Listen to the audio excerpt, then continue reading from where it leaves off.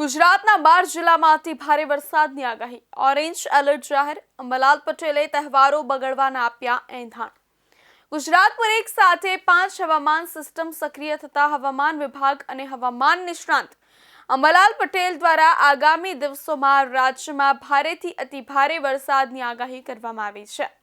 અમદાવાદ સહિત 12 જિલ્લાઓમાં અતિ ભારે વરસાદની શક્યતાને પગલે ઓરેન્જ એલર્ટ તથા દક્ષિણ ગુજરાતના કેટલાક વિસ્તારોમાં યલો એલર્ટ આપવામાં આવ્યું છે. અંબાલાલ પટેલે જણાવ્યું કે સાતમ આઠમના તહેવારમાં પણ વરસાદી ઝાપટા પડી શકે છે. ગુજરાત પર એક સાથે 5 વરસાદી સિસ્ટમ સક્રિય થતા આજથી 23 ઓગસ્ટ સુધી રાજ્યમાં સામાન્યથી મધ્યમ તેમજ કેટલાક વિસ્તારોમાં ભારે વરસાદની આગાહી કરવામાં આવી છે. હાલમાં monsoon trough, shear zone, upper air cyclonic circulation અને ડિપ્રેશન સહિતની હવામાન સિસ્ટમો કાર્યરત છે, જેના કારણે સૌરાષ્ટ્રથી લઈને દક્ષિણ ગુજરાત સુધી વરસાદી માહોલ જામશે.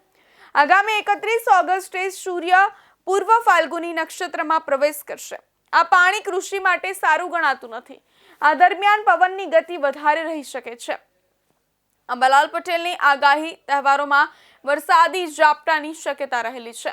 હવામાન નિષ્ણાંત અંબાલાલ પટેલના જણાવ્યા મુજબ સૂર્યએ મઘા નક્ષત્રમાં પ્રવેશ કર્યો છે અને મઘા નક્ષત્રનું પાણી ખેતી માટે ખૂબ સારું ગણાય છે.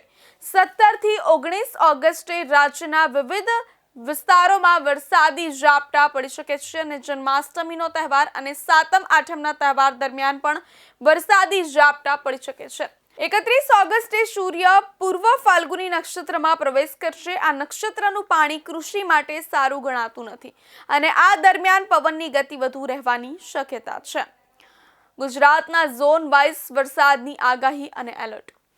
દક્ષિણ ગુજરાતના સુરત, નવસારી, દમણ, વલસાડ, નર્મદા અને ડાંગ જિલ્લામાં યલો એલર્ટ આપવામાં આવ્યો છે.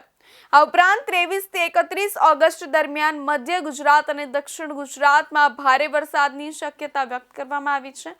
ભાવનગર, અમરેલી અને ગીર સોમનાથમાં સારા વરસાદની શક્યતા દર્શાવવામાં આવી છે. દ્વારકા, પોરબંદર, જામનગરમાં હળવા વરસાદી ઝાપટા પડવાની શક્યતા રહેલી છે.